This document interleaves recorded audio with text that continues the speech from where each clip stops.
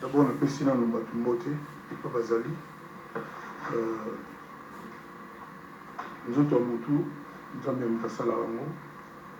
Nous avons un rendez-vous médical depuis.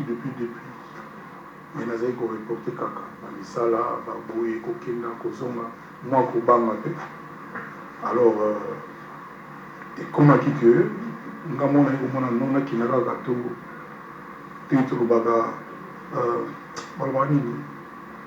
Quand ils vont entrer le bois, donc en vérité, tu soloni na docteur, et puis tu basalina avec succès, il y a 99%, 99%. Donc, dans la ici, tu es béni de Dieu.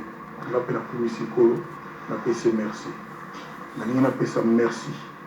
On a rassuré, nous surtout, qui compatissant.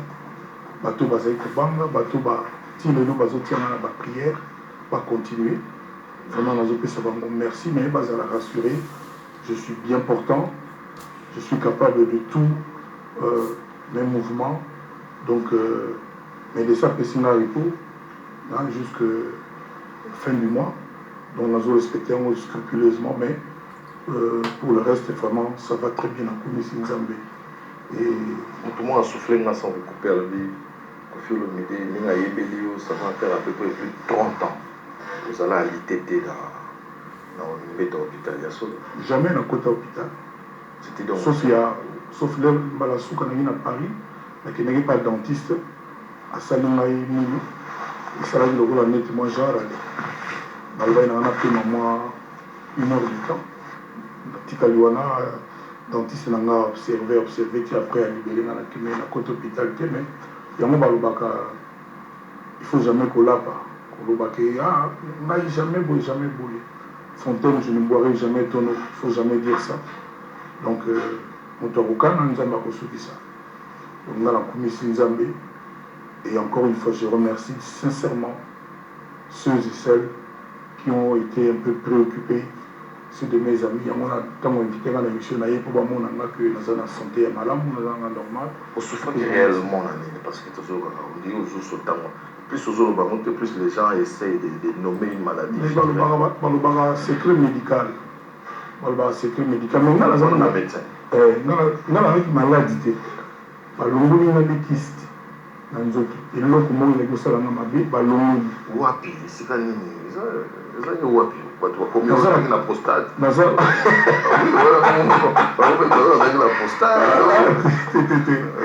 voilà, très loin de là.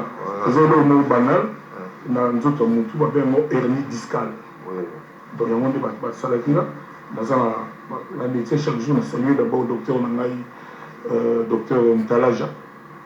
Abima 2 fois meilleur musicien, meilleur médecin d'Afrique, neurologue. Donc, neurochirurgien d'Afrique, 2 années de suite, année où ils allaient en Afrique, a opéré en Belgique, a opéré en Maroc, a opéré en Afrique du Sud, donc a opéré un peu partout pour nous voir, vraiment pas c'était vraiment congolais valeureux. Et puis, Aza, docteur O, le seul, a opéré en Bananiké au Félé. Ah bon? Parce que bon, l'année pendant l'actualité, beaucoup sur Internet, Aza vraiment tout congolais. Donc, bon, comme on a eu docteur Ntalaja, à Salara Penana Motema, c'est lui qui s'est occupé de moi. J'ai été traité comme un ami, j'ai été vraiment respecté, tout étant un patient, un malade. Donc je remercie encore l'équipe médicale. Il y a HJ, l'hôpital de la première unanimité, dans une condition incroyable. Je me rappelle fiston Saï Sayaï au Talanga, dans ma côté dans la chambre, à l'objet. Ah! Dans la canton côté hôpital, nous sommes dans l'hôtel Plaza. Dans l'hôtel Plaza Denis. À Bivier, nous avons une chambre de l'hôpital à Boïti. Et puis, nous avons vu pour ça pour bien. Donc, les gens très très bien. Merci vraiment à la mamie. C'est la première fois dans la vie. Et mais ça paraît un peu paradoxal, sans pour autant chercher des polémiques, parce que vraiment, on peut avoir une intention moins trop. Pendant que certains politiciens sont la belle fois qu'il y a poto, vous venez vous faire sonner ici à Kinshasa. Ça a plus confiance à Kinshasa que dans autant les politiciens ya Congo na makambo okao banyo na mo makila na ngeni na natika dimbisanga bon certaines personnes mon ya moi na sens nini ba politiciens oyo bengi wana baza wana pour kosalela le peuple congolais mais ce n'est pas ce qui se passe bango baza ba riche bango tout baza à l'aise na bandeko na bango baleki na bango basi na bango baza bien baosomba bandako baokenda kose soigner na poto ndenge olobi mais peuple congolais azosouffrir kaka nga nazo comprendre te baza wana mpona bango bien mpona Congo mpe mpona bacongolais. C'est ça mon problème.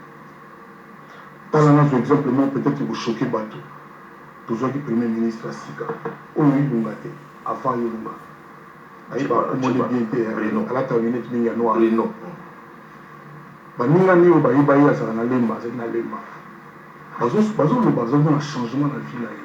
C'est-à-dire est-ce que changement na vie ya moto banome na poste pasalela peuple est-ce que vous avez équivalent te na rendement na ye c'est-à-dire même azozwa na ya l'état et que vous allez proportionnellement il y a service aux rendre le peuple. C'est-à-dire net par exemple je n'ai pas de problème personnel avec nga na yebi te soki ye moko kolobela asaleli Congo nini etre nini asaleli biso na ndenge ya mabe te parce que na mboka na biso ekomaka so ningo oloba non koloba te mboka mpe ya bongo eza mpe normal te surtout ngai non koloba te non nafini motu te naza nde na pasi parce que nauti na mobembo na ye so komona ya grave susu oyo namonaka na bamboka afrique badakar baleli mpona nini se passe rien na mboka na biso mpona ni bato wana bapoliticien obengi bango kaka baza bien baza na tout baza à l'aise et le peuple a souffrir de caca. Donc ça a été fait exprès pour se faire soigner dans Kinshasa. C'est une leçon. Non, c'est une leçon. Puis médecin à Congo n'a pas savoir le coup de valeur, tout comme professeur, tout comme étudiant, tout comme footballeur. Mais Boutalaga mérite aux autres. Les gens m'ont pas si tout. On a commencé sur les chapeaux de roue, donc Kofi Olomide dans une parenthèse, on s'attendait le mois. Les anniversaires, on a pu s'arrêter. Il y a un salle à moi, zéro bêtise. Il y a les t-shirts zéro bêtise. Donc, il y a les stylos zéro bêtise. Et puis il y a un semblant de cravate. Pas pour un cravate, pas pour un cadeau. Donc, on peut vous voir. Ah, merci beaucoup. Il va faire sortir l'amour. Sauf que là, tu as ma chemise, ma queen à Mindondo, Alexandre. Après, si nous tombons, on peut vous aller la publicité. Mais est-ce que tout maintenant, sur l'avant, on a eu pour surprendre les bisous, tout le monde a confié le bidet Napoto. Et au moment où on s'attendait le moins,